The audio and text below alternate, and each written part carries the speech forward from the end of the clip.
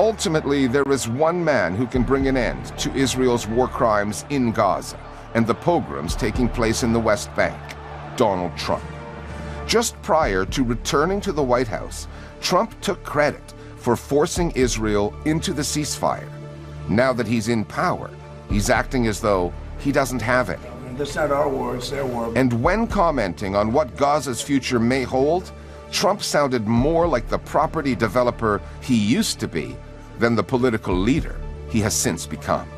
You know, Gaza's interesting. It's a phenomenal location. On the sea, best weather. You know, everything's good. It's like some beautiful things could be done with it.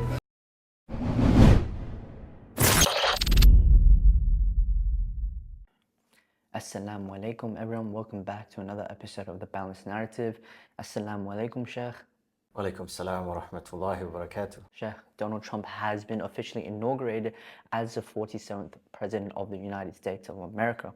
Sheikh, how do you believe President Trump's policies and actions will impact the future of peace and stability for the people of Gaza and Palestinians during his presidency? To think that Trump is the great white hope for the people of Palestine and Gaza, I think we need to not be so naive. Let's look at what he's done. One of the first actions of Trump was to lift the sanctions of Israeli settlers in the West Bank. So after the 1967 Middle East War, Israel occupied the West Bank of the Jordan River, which is considered illegal settlement, by the way. Yeah. Now, Trump, in his first term in 2019, shifted from that policy of his predecessors, of all US presidents, and then later on when Biden came into power, he restored it to back where it was. Now, Trump, the first thing he done was to lift those sanctions from the Israeli settlers. So now they've been given a free rein to occupy the West Bank. This is something which not many people are talking about.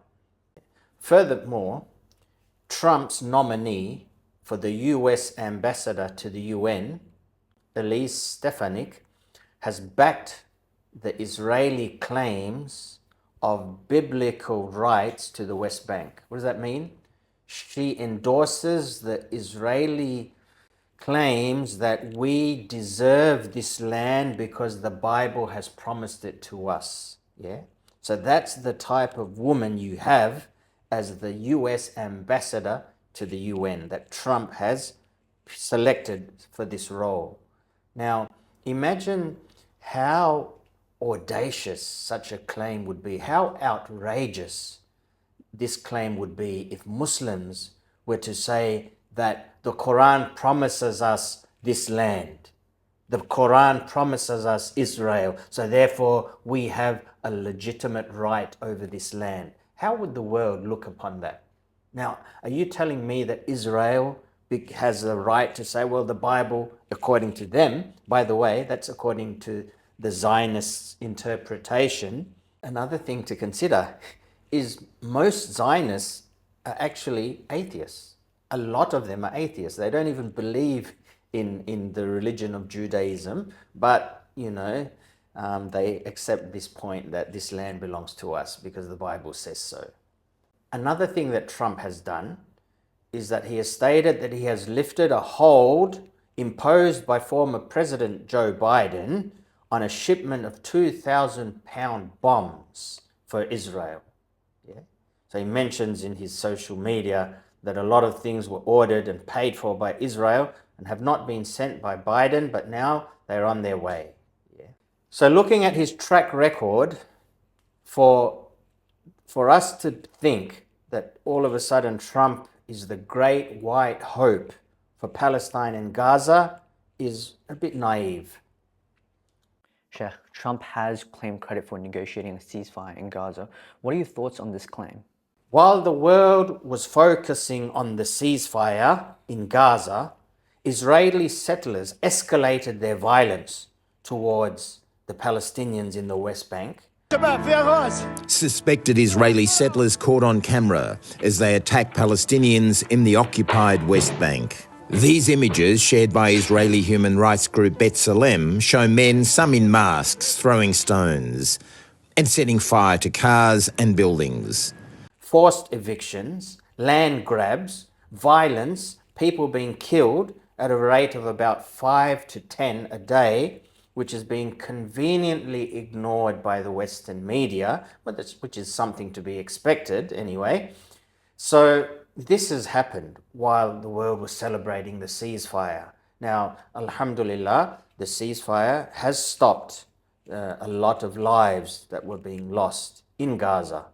But now the death continues. The killing machine has just redirected their focus from Gaza to the West Bank.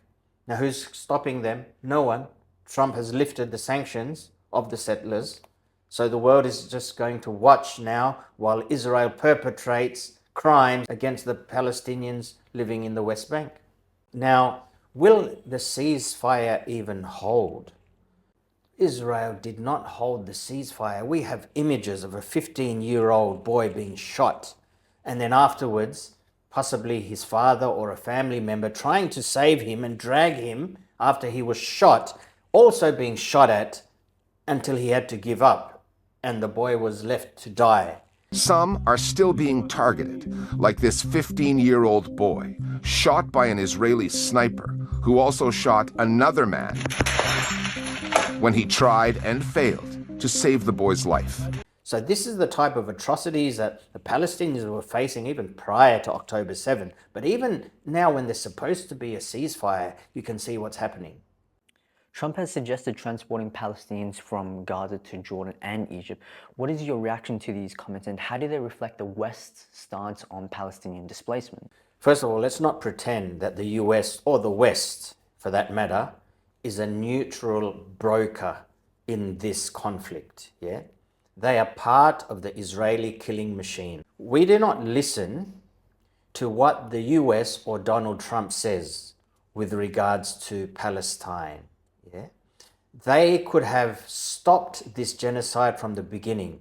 Israel could not have committed this genocide without US weapons and funding. Yeah? So the US are up to their necks in this genocide. We should not be surprised for them to sit back and allow Israel to kill every single Palestinian man, woman, and child.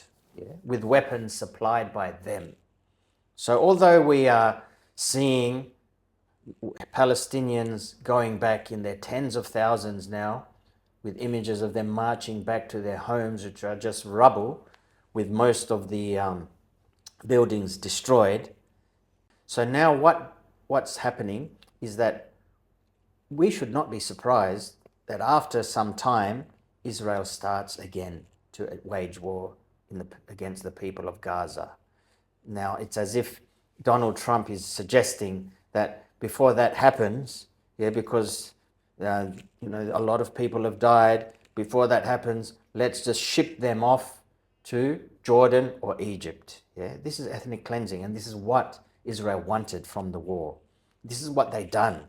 They drove the people from the north of Gaza to the south, to Rafah, hoping that from there would be arrangements made where they would either go to Egypt or other places, or many of them being killed, their spirit broken, their infrastructure destroyed, their homes, hospitals destroyed. No hospitals left except one functioning hospital in the whole of Gaza.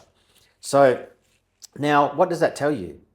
They were not interested in getting rid of Hamas. Hamas is still there. If they really wanted to get rid of Hamas, why did they attack buildings? Why did they attack hospitals? Oh, Hamas is hiding there. Hamas is hiding there. Hamas is still present now. If you really wanted to get rid of Hamas, come, bring your soldiers, bring your weaponry, bring your military, go and dig them out from the tunnels, go inside like proper warfare, man on man, and target the so-called terrorists that you feel are the problem. But we know that your agenda is to wipe out the Palestinians from Gaza so that that land can be occupied by you as part of the greater Israel. That is their agenda, and it always has been, and they haven't been secret in telling the world what their agenda is. So Trump wants to take credit for negotiating the ceasefire in Gaza, yeah? But we must remain skeptical of what his true intentions are, what deals have been made, yeah? A ceasefire in Gaza, as we've already said, does not mean a ceasefire in Palestine, because people are dying every day in the West Bank, yeah? All under the eyes of Trump, who silently allows Israelis free rein in the West Bank to kill more people and steal more land. Now, the arrogance to talk about a people and their land, that you can just ship them off like cattle and transport them to other countries as if they have no rights to that land whatsoever, and to talk about that land as if it's a piece of real estate all of a sudden. You're already thinking about subdividing it and selling it off, which is what happens, by the way, in West Bank. There are, documented, there are people that have been staging protests about the sale of illegal land in Israel to US citizens in America. So this narrative that the aim was to eradicate Hamas is just a convenient scapegoat, yeah, that is serving as a pretext, boogeyman for them to justify the ethnic cleansing of the people of Palestine. Sheikh, what can we expect from Trump in the next 4 years? What can we expect from Trump? Only Allah knows. But we don't put our hopes on an individual. We put our hopes on Allah subhanahu wa ta'ala, and for the Palestinian people to continue to resist, because they have the legitimate rights to resist. That is their land. Now, if things continue on their trajectory as they are now, the fact that Trump has allowed the settlers to have free rein in the West Bank, you can expect that within the 4 years of Trump's presidency, I wouldn't be surprised if all of the West Bank has been colonized by Israel. Yeah. Now, with regards to Gaza, what could happen? Well, now that droves, tens of thousands, if not hundreds of thousands of people have started to go back to their homes, what's left of their homes, which is just rubble, and they've built, or they're going to be staying in tents there and makeshift, you can say, homes. So what's going to happen there? Well, you can easily foresee that Israel will make up some excuse that there's Hamas there, and then they'll start raining bombs on those innocent, defenseless civilians, which will just start another war and more mass killings. And all the time, the Western media will say, well, Hamas has to be eliminated. And the Western politicians will continue to whitewash the crimes of Israel as if they are the victim. Have you ever seen a victim that bombs defenseless people 24/7? Have you ever seen a victim that shoots women and children? In what world is this considered self-defense and fighting off terrorists and threats? When we have seen doctors, we've interviewed doctors here on our show, but we've seen doctors even saying that many of the children that they saw in hospitals had sniper shots. They were killed with sniper shots to the head and into the chest in vital areas. You tell me, is that self-defense? Thank you so much for that, Sheikh. And please let us know in the comments what you think will happen in the next 4 years. And thank you for watching another episode of The Balanced Narrative. Please make sure to like, share and subscribe. And until next time, Assalamu alaikum. Assalamu alaikum wa rahmatullahi wa barakatuh.